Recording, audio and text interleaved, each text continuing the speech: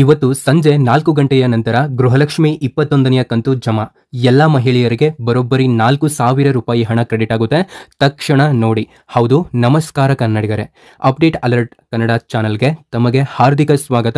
ದಿನಾಂಕ 15/16/2025 ಇವತ್ತು ಸಂಜೆ 4 ಗಂಟೆಯ ನಂತರದಿಂದ ಗೃಹಲಕ್ಷ್ಮಿ ಯೋಜನೆಯ 21ನೆಯ ಕಂತಿನ ಹಣ ಎಲ್ಲ ಮಹಿಳೆಯರ ಬ್ಯಾಂಕ್ ಖಾತೆಗೆ ಜಮಾಗೊಳ್ಳುವುದು ಒಂದು ಖಚಿತವಾಗಿದೆ. ಹೌದು, ಈ ವಿಡಿಯೋದಲ್ಲಿ ಯಾರಿಗೆ ಹಣ ಬರುವುದು ಮತ್ತು ಹೇಗೆ ತಪಾಸಣೆ ಮಾಡಬೇಕು, ಯಾವ ಜಿಲ್ಲೆಗೆ ಮೊದಲನೇ ಜಮಾ ಆಗುತ್ತೆ, ಎಲ್ಲಾ ವಿವರವನ್ನ ಸ್ಪಷ್ಟವಾಗಿ ತಿಳಿಸುತ್ತೇನೆ. ಚೆನ್ನಾಗಿ ನೋಡಿ, ವಿಡಿಯೋನ ಲೈಕ್ ಮಾಡಿ ಮತ್ತು ಶೇರ್ ಮಾಡಿ. ನೋಡಿ, ಈ ಒಂದು ವಿಡಿಯೋನ ನೋಡ್ತಾ ಇರುವಂತಹ ಪ್ರತಿಯೊಬ್ಬ ಮಹಿಳೆಯರಿಗೂ ಕೂಡ ಏನ್ ತಿಳಿಸ್ತೇನೆ ಅಂತಂದ್ರೆ, ನೋಡಿ, ನಾವು ಕೇವಲ ಒರಿಜಿನಲ್ ಇನ್ಫಾರ್ಮೇಶನ್ ಮಾತ್ರ ಕೊಡೋದು, ಯಾವುದೇ ರೀತಿ ಬೇಡದಿರುವಂತಹ ವಿಡಿಯೋಸ್ಗಳನ್ನ ಅಪ್ಲೋಡ್ ಮಾಡೋದಿಲ್ಲ. ಯಾರಿನ್ನೂ ಕೂಡ ಸಬ್ಸ್ಕ್ರೈಬ್ ಆಗಿಲ್ವೋ ದಯವಿಟ್ಟು ಪ್ರತಿಯೊಬ್ಬರು ಕೂಡ ಕೆಳಗಡೆ ಕಾಣುವಂತಹ ಸಬ್ಸ್ಕ್ರೈಬ್ ಬಟನ್ ಮೇಲೆ ಕ್ಲಿಕ್ ಮಾಡಿಬಿಟ್ಟು ಪ್ರತಿಯೊಬ್ಬರು ಕೂಡ ಸಬ್ಸ್ಕ್ರೈಬ್ ಆಗಿ.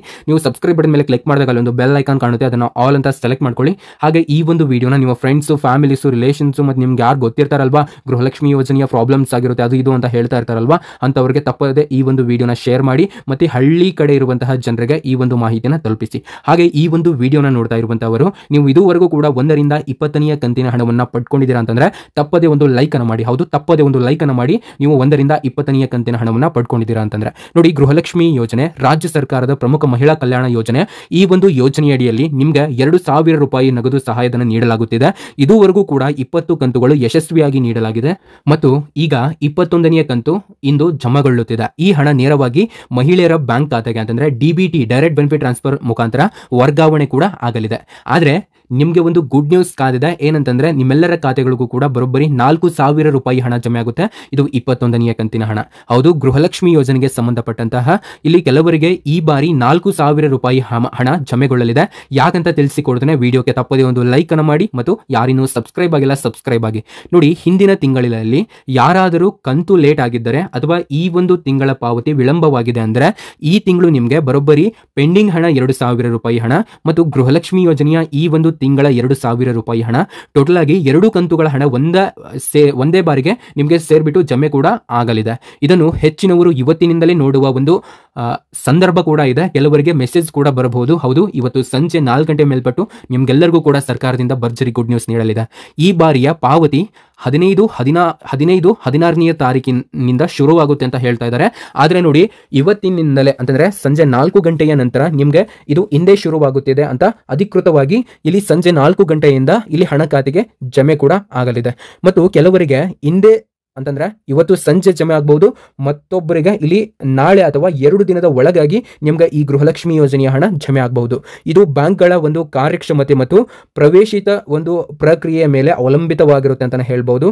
ಹೌದು, ಹಣ ಬಂದಿದೆಯಾ ಹೇಗೆ ಚೆಕ್ ಮಾಡಬೇಕು ಅಂತ ತಿಳಿಸಿಕೊಡ್ತಾನೆ. ನೋಡಿ, ಜಸ್ಟ್ ಸಿಂಪಲ್ ಇಲ್ಲಿ ಹಣ ಬಂದಿದೆ ಇಲ್ವೋ ಅಂತ ನೀವು ನೋಡಲು. ಸೊ ನಾನು ಹೇಳ್ತೇನೆ, ಒಂದು 4ರಿಂದ 5 ವಿಧಾನದಲ್ಲಿ ನೀವು ಇದನ್ನು ನೋಡಬಹುದು. ಒಂದು ಬ್ಯಾಂಕ್ ಮೆಸೇಜ್ ಅನ್ನ ಚೆಕ್ ಮಾಡ್ಕೊಳ್ಳಿ. ಹಣ ಜಮೆ ಆದ ಮೇಲೆಯೂ ಕೂಡ ನಿಮಗೆ ಬ್ಯಾಂಕ್ ನಿಂದ ಮೆಸೇಜ್ ಬರುತ್ತೆ. ಅಥವಾ ಪಾಸ್ಬುಕ್ ಅನ್ನ ಒಂದ್ಸರಿ ಎಂಟ್ರಿ ಮಾಡಿಸಿ ನೋಡಿ, ಅಂತಂದ್ರೆ ಅಪ್ಡೇಟ್ ಮಾಡಿಸಿ ನೋಡಿ. ಒಂದ್ಸರಿ ನಿಕಟದ ಬ್ಯಾಂಕ್ಗೆ ಹೋಗಿ ಪಾಸ್ಬುಕ್ ಅಪ್ಡೇಟ್ ಮಾಡಿಸಿ ಅಥವಾ AEPS ಸೇವೆಯನ್ನ ನೀವು ಬಳಸಬಹುದಾಗಿರುತ್ತೆ. ಮತ್ತು DBT ಫಾರ್ ಮೇನನ್ ವೆಬ್ಸೈಟ್ ನಲ್ಲಿ ನೀವು ನೋಡ್ಕೋಬಹುದು. ಈ ವೆಬ್ಸೈಟ್ ನಲ್ಲಿ ನಿಮ್ಮ ರೇಷನ್ ಕಾರ್ಡ್ ಅಥವಾ ಆಧಾರ್ ನಂಬರ್ ಮೂಲಕ ಪರಿಶೀಲನೆ ಕೂಡ ನೀವು ಮಾಡ್ಕೊಳ್ಬಹುದು.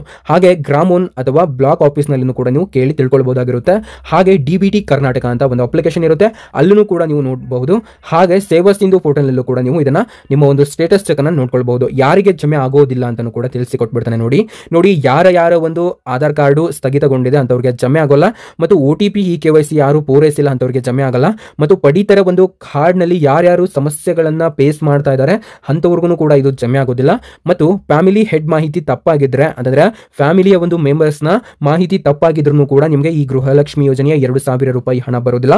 ಮತ್ತು NPCI ಮ್ಯಾಪಿಂಗ್ ಆಗದೆ ಇದ್ರೂ ಕೂಡ ನಿಮಗೆ ಗೃಹಲಕ್ಷ್ಮಿ ಯೋಜನೆಯ 2,000 ರೂಪಾಯಿ ಹಣ ನಿಮ್ಮ ಖಾತೆಗಳಿಗೆ ಜಮೆ ಆಗೋದಿಲ್ಲ. ನೋಡಿ, ಇಂಥವರು ತಮ್ಮ ಗ್ರಾಮ ಪಂಚಾಯತ್ ಅಥವಾ ನಗರ ಕಚೇರಿಗೆ ಸಂಪರ್ಕಿಸಿ ಇಲ್ಲಿ ಪರಿಹಾರವನ್ನು ನೀವು ಪಡ್ಕೊಳ್ಬಹುದಾಗಿರುತ್ತೆ.